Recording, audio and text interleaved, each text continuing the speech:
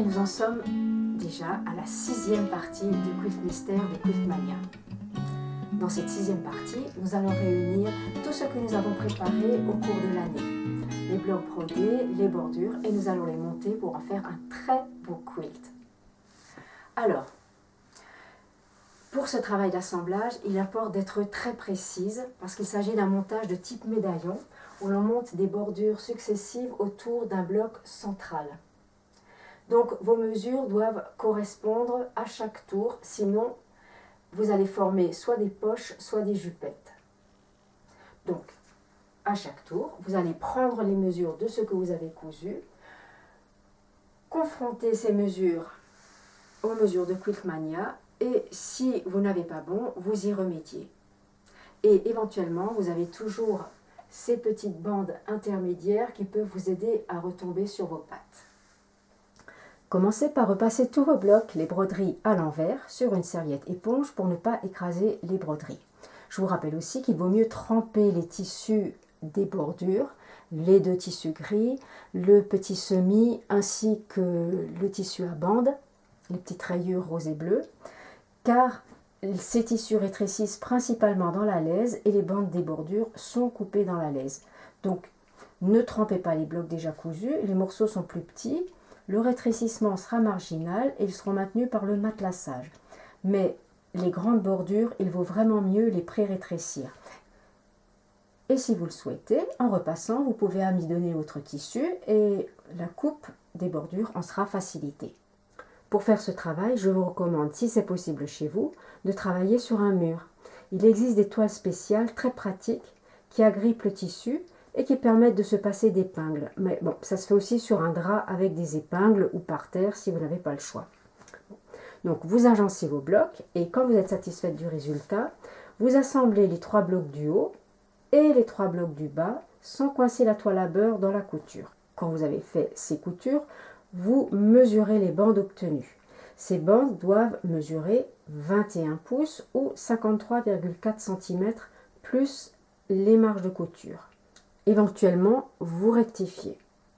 Puis, vous constituez les 2 bandes latérales. Elles doivent mesurer 35 pouces plus 1 demi-pouce pour les marges de couture ou 89 cm plus 1 cm et demi pour les marges de couture. Si vos bandes ont la bonne mesure, vous procédez à l'assemblage. Sinon, vous cherchez l'erreur en mesurant chaque bloc l'un après l'autre. Vous devez avoir à chaque fois 7 pouces, 17,8 cm. Et après cette opération, le top doit mesurer 35 pouces et demi, marge comprise.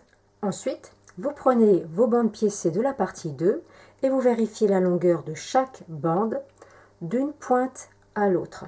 Elles doivent mesurer 36 pouces et demi ou 92,7 cm toutes les deux. Si elles sont plus courtes, a priori, ça ne fait rien puisque vous avez du jeu à chaque extrémité pour les marges de couture. Si elles sont plus longues, ça pourrait arriver aussi, vous ajustez la coupe des petites bandes rayées intermédiaires. C'est ce que je vous disais tout à l'heure, ça peut servir à retomber sur ses pattes.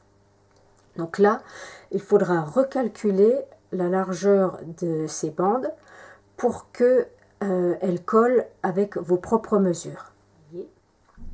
Donc vous ajoutez vos bandes rayées, recalculées ou non, avec les coins en onglet comme expliqué dans la vidéo de la partie 3. Et maintenant, vous pouvez recouper vos bandes piécées vertes. Si vous avez travaillé surdimensionné comme je vous l'ai proposé, vous allez pouvoir augmenter la distance entre le sommet de votre carré et le bord de votre bande. Donc a priori, vous allez pouvoir ajouter 2,5 mm, c'est-à-dire passer du sommet du carré au bord de la bande à 1 cm au lieu de 0,75, ou alors augmenter d'un huitième de pouce, c'est-à-dire vous avez 3/8 de pouce au lieu d'un quart de pouce. Je lis mieux sur ma règle en centimètres, donc normalement c'est 3/4 de pouce, mais c'est la même chose, 1 cm. Donc je fais passer ma règle en centimètres par les sommets des carrés. J'aligne bien. Travaillez plutôt avec une règle courte et travaillez lentement. Vérifiez que la mesure soit bien la bonne, que vous ayez bien 1 cm là, 1 cm ici et 1 cm ici. Vous vérifiez 2 fois avant de prendre le cutter et de couper. Travaillez lentement. Vous faites ça sur les 2 bandes. Ensuite, vous pouvez détourer la toile à beurre à 2-3 mm des broderies, en prenant soin de ne pas couper dans le tissu. Vous travaillez de préférence avec des ciseaux avec une lame courte. Il existe des petits ciseaux avec des bouts arrondis comme ça. Je crois que ce sont des ciseaux moustaches. J'avais trouvé ça un jour, donc c'est très pratique. Ça vous évitera les accidents. Donc vous faites comme ça.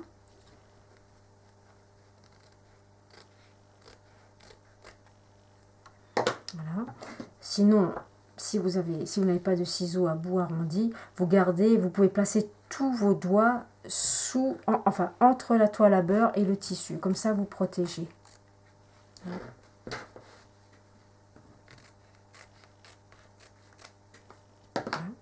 Et pour l'intérieur des carrés, je vous conseille de prendre un découpe-vide et vous faites une ouverture au niveau de la marge de couture. Évidemment sans transpercer les fils non plus. Quand l'ouverture est faite, vous reprenez vos ciseaux et vous essayez de toujours garder la pointe du ciseau vers le haut. Vous relevez.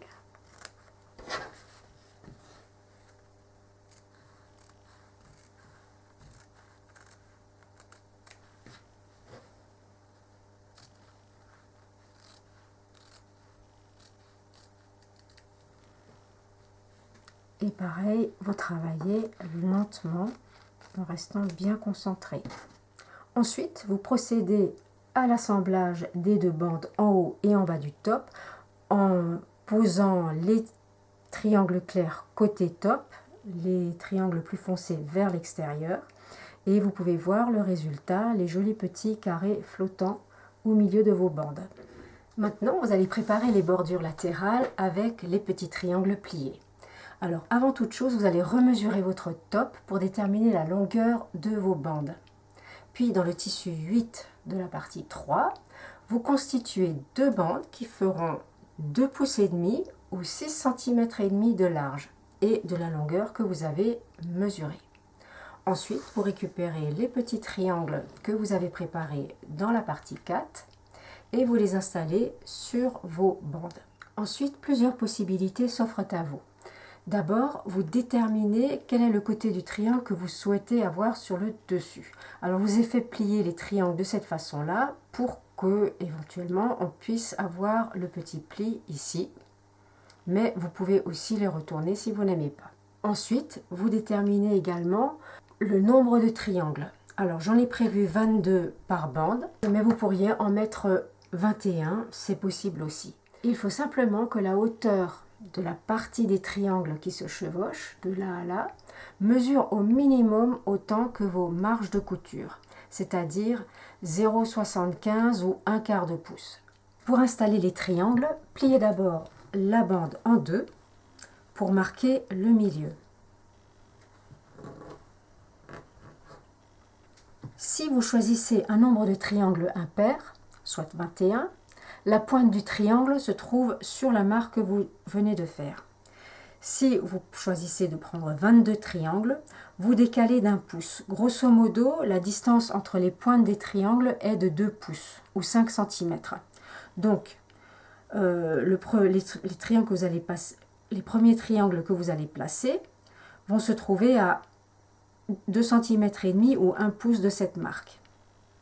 Ensuite, vous pouvez vous servir des repères sur votre planche de coupe pour placer les triangles suivants. Vous agencez les couleurs à votre goût et quand vous arrivez au bout de votre bande, vous ajustez.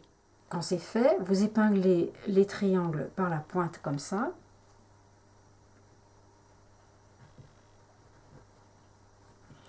Et vous choisissez comment vous souhaitez avoir le chevauchement. Alors, ça peut être dans une direction, soit vers le haut, soit vers le bas, soit un triangle dessus, soit un triangle dessous, comme ici.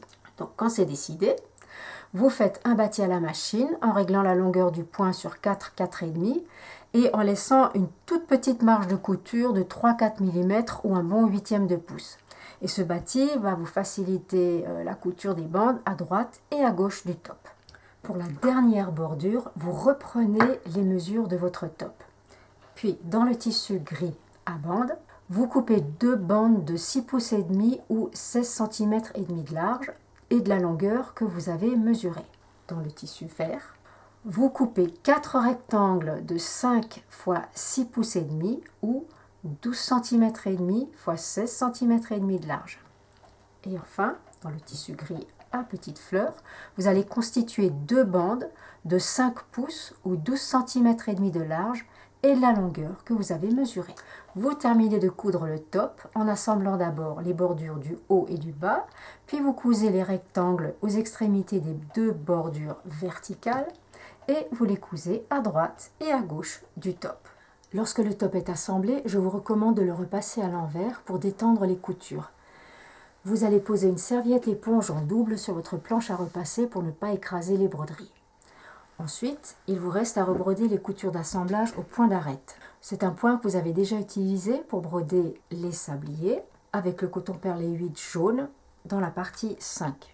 Maintenant, vous allez utiliser d'une part le coton perlé rose 962 pour les 2 coutures verticales à droite et à gauche et d'autre part le coton perlé 8 coloris 402 que vous avez utilisé partie 3 pour les demi-roues festonnés. Vous allez l'utiliser pour les 2 parties horizontales en haut et en bas du top. Et pour finir, vous rebrodez les coutures d'assemblage des 8 petits blocs fleuris avec une série de points d'arête isolés à l'intérieur desquels vous placez à chaque fois un point de nœud. Le point d'arête est brodé avec le coton perlé 8 899 et le point de nœud avec le coton perlé 5 932. J'imaginais cette combinaison de points en pensant à une petite dentelle à picot. Le résultat sera plus joli si votre point d'arête isolé est brodé avec régularité. Dans ma démonstration, le trait orange figure la couture d'assemblage du bloc. Vous allez tracer un trait au feutre bleu en plaçant votre règle à 3/16 ou 1 demi-centimètre de la couture d'assemblage.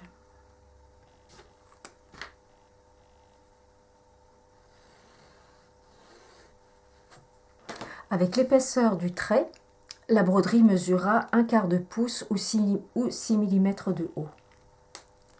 Et vous ferez également des petites marques sur la couture d'assemblage tous les 6 mm ou tous les 1/4 de pouce. Alors c'est plus facile à lire avec la règle en pouces. Donc vous enfilez une longueur de coton perlé 8 rose 899 et vous utilisez une aiguille à broder numéro 5. Vous sortez l'aiguille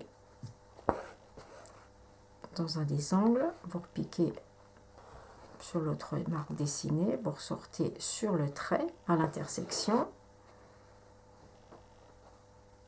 et vous fixez avec un petit point d'arrêt. Puis vous continuez, vous ressortez l'aiguille sur la marque, vous repiquez en face sur l'autre marque et vous ressortez au milieu, juste avant le trait bleu, et vous repiquez sur le trait bleu.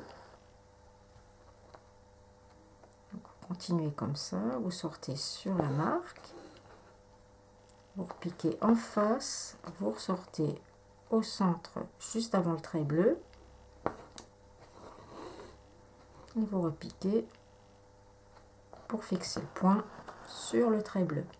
Alors la tension du fil doit être souple pour que vous ayez quelque chose de relativement arrondi. Si vous tirez trop, je vais vous montrer, vous auriez des triangles. Donc on perd un peu l'idée de dentelle. Voilà, donc là j'ai gardé la tension du fil souple, puis maintenant je vais tirer. Ça, vous voyez la différence. Après, vous pouvez choisir d'avoir des triangles, c'est comme vous voulez, voyez. Là, j'ai tiré le fil.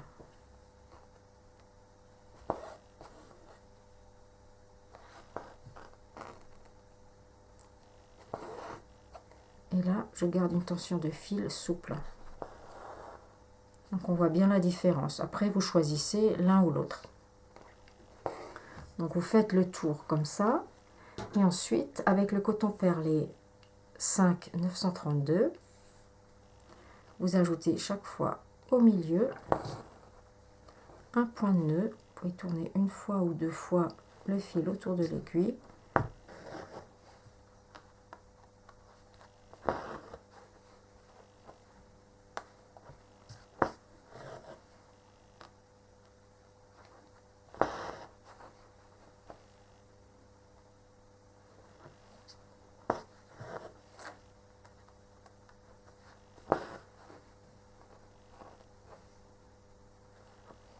Voilà.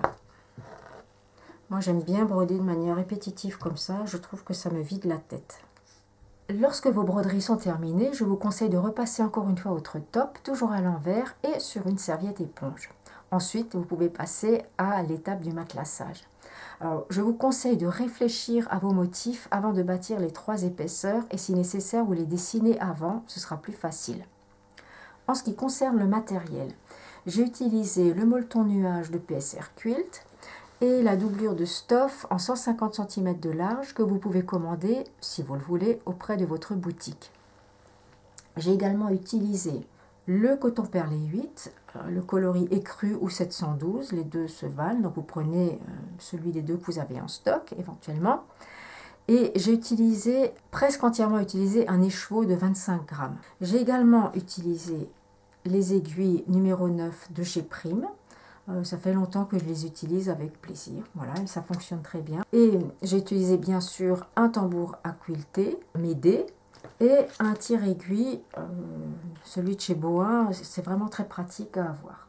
Quand on matelasse un ouvrage, il faut respecter une densité de matelassage identique sur tout l'ouvrage, sinon on obtient des poches, des rétrécissements et puis beaucoup de déceptions. Quand j'ai matelassé cet ouvrage, j'ai mis du point de sable au centre, c'est assez dense et j'ai fait extrêmement attention à la tension de mon fil, justement pour éviter que ça ne rétrécisse ici et qu'après ça ne gondole tout autour. Pour les autres blocs, j'en ai beaucoup moins mis. J'ai simplement souligné le contour des dessins. Je n'ai pas rempli tout le fond au point de sable comme je l'ai fait au centre. Donc si vous faites comme moi, surtout, vous ne tirez pas trop sur votre fil.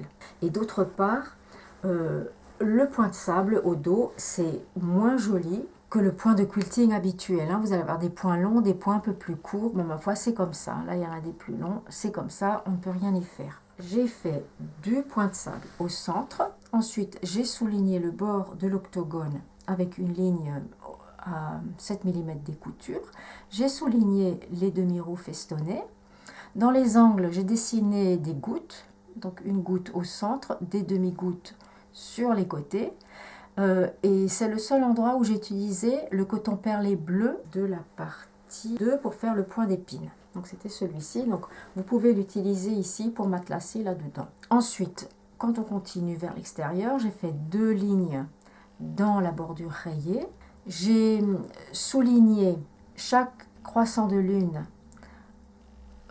Voilà. Et ensuite, j'ai continué dans les grands triangles. J'ai fait toujours des gouttes, mais je les ai matelassées en double pour que ce soit un peu plus maintenu. Et ici, j'ai nouveau matelassé une ligne au milieu. Quand j'ai choisi mes motifs de matelassage, j'ai voulu rester dans la douceur parce que ce quilt, ma foi, il est très doux, très printanier.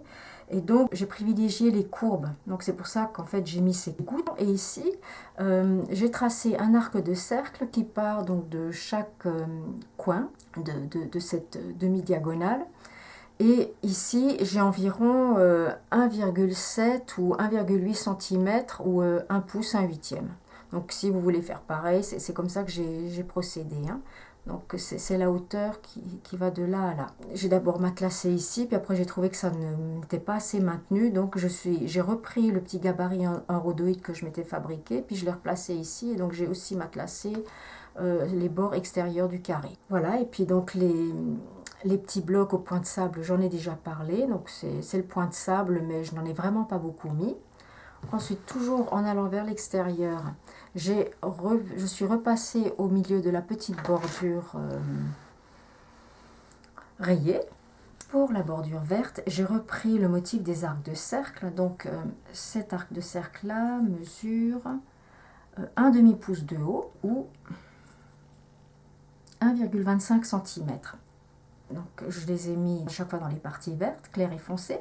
Et chaque carré est également brodé avec ce motif arc de cercle. Et vous avez également l'arc de cercle, en son point le plus haut, fait également un demi-pouce ou 1,25 cm de haut. Ensuite, on a la petite bordure avec les pliages. Donc là, j'ai dessiné à main levée une ligne sinueuse. Et puis vous suivez un peu la pointe des triangles. Donc ça maintient bien. La bordure avec le tissu rayé, j'ai simplement suivi le motif imprimé. Donc c'est de manière assez irrégulière, parfois tous les 2,5, tous les 3 cm ou tous les centimètres et demi. Voilà, ce n'est pas forcément la peine de repasser sur toutes les lignes imprimées, mais bon, c'est à vous de voir comment vous voulez faire. Et la dernière bordure, je l'ai matelassée avec un motif de cordes. Je n'avais rien de tout prêt à la maison, donc je l'ai fait sur mesure. C'était assez fastidieux à reporter avec du papier carbone, donc si vous trouvez un motif sympa dans le commerce, ma foi, ça va plus facilement et plus rapidement avec un stencil. Et vous pouvez prendre le motif de votre choix, des plumes sera également du plus bel effet. Voilà pour ce qui est du matelassage. Donc quand vous avez matelassé, il faut équerrer votre top, vous recoupez les parties qui dépassent. Il ne faut pas oublier de faire un manchon de suspension. Donc c'est ce que j'ai fait là. Alors je le fais toujours, je laisse toujours un petit débord de tissu pour compenser l'épaisseur et comme ça devant l'ouvrage reste plat. Voilà, j'aime bien faire comme ça. Lorsque je couds le manchon, avant de coudre la finition, je pique la partie supérieure à la machine. Comme ça m'évite de devoir la coudre à la main. Et cette partie-là, je la fixe à la main. Ensuite, la finition. J'ai coupé des bandes de 5 cm de large que j'ai pliées en deux et repassées. Cette fois-ci, je l'ai cousu au dos du quilt, à 1/4 de pouce du bord et j'ai rabattu vers l'endroit et je l'ai maintenu avec des épingles et ensuite je suis passée avec le coton perlé 8 et j'ai fait des points devant. Sans traverser toutes les épaisseurs, j'ai juste attrapé le top et puis une partie du molleton. Et cette façon de faire est assez rapide puisqu'on peut enfiler plusieurs points sur l'aiguille et puis ensuite tirer. Et puis en plus, c'est très décoratif de faire comme ça. Et voilà, pour Hélène est terminée. Cette année ensemble touche à sa fin et je voulais vous remercier beaucoup d'avoir participé à ce quilt mystère. Je remercie infiniment Carole Veillon et toute sa super équipe chez Quiltmania pour cette année ensemble. Le travail a été extrêmement agréable tout au long de l'année. Et donc merci à tous et je vous embrasse.